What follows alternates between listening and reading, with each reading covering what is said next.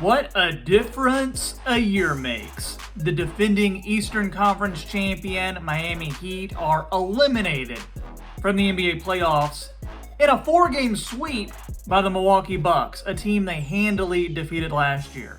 The Heat weren't favored to win the NBA championship this year, but a sweep? Nobody expected that. But could this embarrassing end to a season have been avoided, and could the Miami Heat actually have used this postseason to be working towards something bigger? This video explains the big mistake the Heat made this season and why it will have a lasting impact for many years. Hey, it's Troy. Welcome to the Half Court Report YouTube channel. I'm an NBA fan. I make NBA content. So if you're an NBA fan who likes NBA content, then you gotta like this video. You gotta sub to the channel. Make sure those notification bells are turned on. You don't want to miss any of the content that I have coming up. Hey, it is the NBA playoffs and lots to talk about today. Going into the 2021 offseason, the Miami Heat are left with more questions than answers. And when a team loses in the way the Miami Heat did, it's only natural to think what could have been done differently that might have made this season go in a different direction. Well, it's now up to Heat GM Pat Riley to figure out what's next for the franchise and how to get the Heat back into the position they were in only a few months ago, which is competing for a title.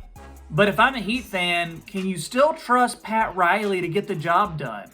You have to wonder, did the Heat completely miss the mark when it comes to the James Harden trade? You remember this. Back in January, the former MVP was dealt from the Rockets in a 4-team trade that ended up with Harden going to Brooklyn. And when you look at the return the Rockets got for Harden, it's easy to think the Heat could have offered a much more competitive package.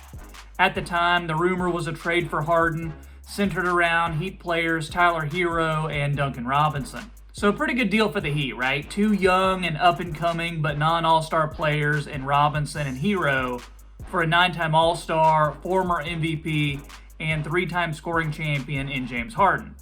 And you wouldn't have had to give up franchise cornerstones in Jimmy Butler or Bam Adebayo.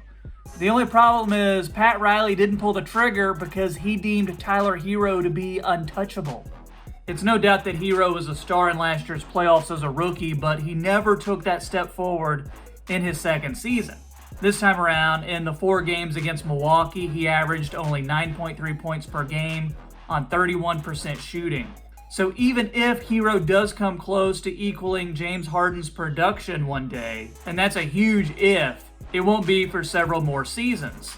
Miami's window to win is now, and James Harden would have fit that timeline perfectly.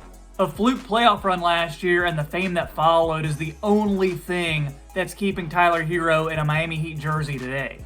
It was the perfect storm, really. A dude with the last name Herro goes bananas in the 2020 NBA Finals on the biggest stage possible. Then that snarl he did for the camera in Game 3 versus the Lakers goes completely viral. Before you know it, Herro is more concerned with being famous than being a basketball player. You see him in music videos with Jack Harlow, who is a hippity-hop artist, who the kids today call lit and fire and other adjectives that connote an obsession with arson and pyromania. And then Herro gets a Chipotle bowl named after him. And that's when you knew it was getting out of hand, because if any player should be a spokesperson for Chipotle, it should be Bowl. I mean, the advertisements just write themselves. The Bowl, Chipotle Bowl. The Chipotle headquarters is even in Denver. That is a missed opportunity for the Chipotle marketing department. I mean, I would get my Chipotle bowl with chicken and some brown rice, sour cream, not a whole lot of sour cream, maybe like a third of a scoop, and mild salsa, pico, lots of guac, get some chips on there.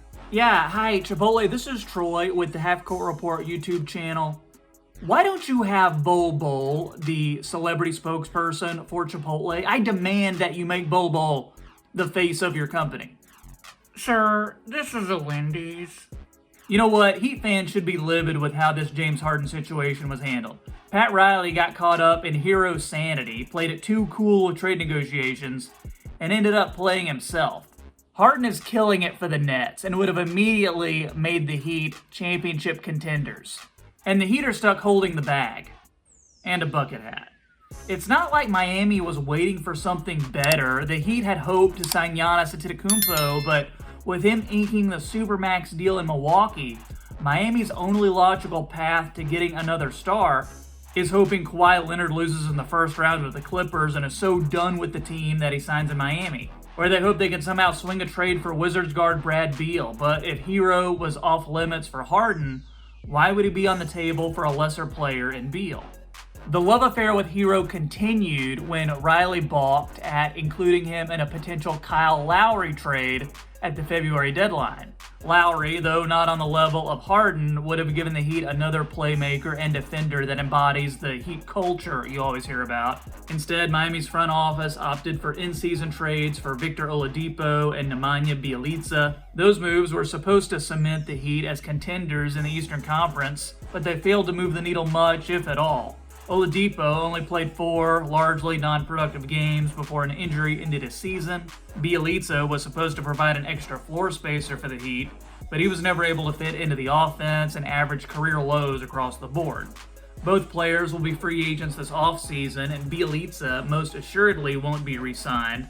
As for Oladipo, he may not play again until as early as November, so giving him a hefty contract extension would be risky for any team, and especially risky for Miami, who can't afford to make yet another mistake. In terms of other offseason decisions for the Heat, Bam Adebayo's extension is going to be kicking in, but the Heat will still have at least $40 million in expiring salaries. That number could go up to $75 million if they decline the team options of Goran Dragic and Andre Iguodala. So who might be on their radar? Well, they can look at who they already have.